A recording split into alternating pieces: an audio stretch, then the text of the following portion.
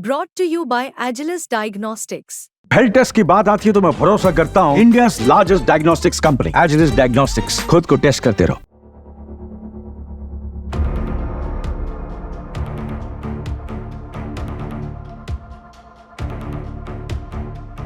बांग्लादेश में सत्ता परिवर्तन हो चुकी है। बांग्लादेश में शेख हसीना के जाने के बाद से मानो अस्थिरता ने अपनी जगह पक्की कर ली है। बांग्लादेश में तनाव की खबर अब हर दिन की खबर हो गई है और इन सब के बीच में स्थिति अब बांग्लादेश और भारत की सीमा पर भी खराब होती हुई नजर आ रही है। बांग्लादेश में हिंदुओं पर अत्याचार, भारत में घुसपैठ की खबर अभी थमी भी नहीं थी कि बॉर्डर से एक ऐसी खबर आ गई जिसने सबको हिलाकर रख दिया। खबर आई कि बांग्लादेश भारत सीमा पर बीएसएफ का एक जवान किडनैप हो गया है। एक जवान के लापता होने के बाद से मानो सीमा पर हड़कंप मच गया।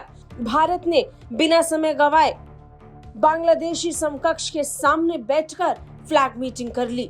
बीएसएफ ने बांग्लादेशी समकक्ष बीजेपी के समक्ष कड़ा विरोध दर्ज कराया, फ्लैग मीटिंग के लिए आह्वान किया।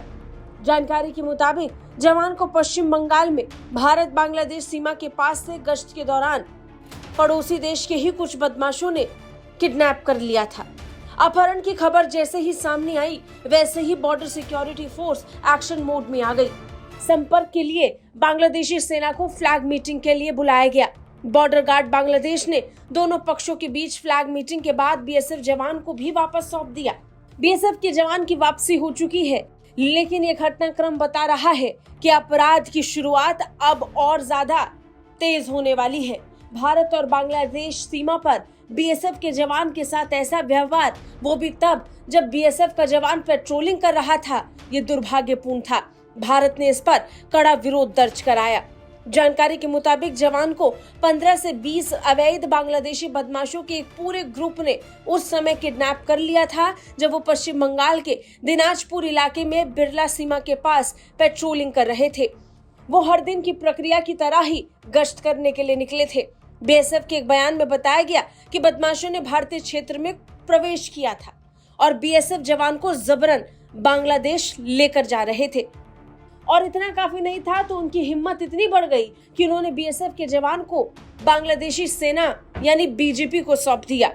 इस खतरनाक स्थिति के जवाब में बीएसएफ ने तुरंत कार्रवाई की। बीएसएफ ने इस पूरे मामले पर कड़ा विरोध जताया और बीजेपी से संपर्क साधा।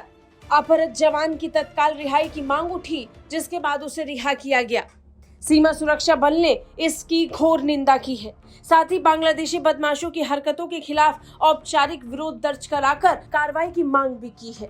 बता दें, भारत और बांग्लादेश के बीच तकरीबन 4000 किलोमीटर लंबी सीमा है, जिसकी सुरक्षा भारत की तरफ से बीएसएफ और बांग्लादेश की तरफ से बीजेपी करती है। 5 अगस्त को शेख हसीना की सरकार के खत्म होने के साथ ही स्थिति तनावपूर्ण हो गई, जिसके बाद से तनाव भारत और बांग्लादेश सीमा पर बढ़ रहा है। ब्यूरो रिपोर्ट, भारत तक।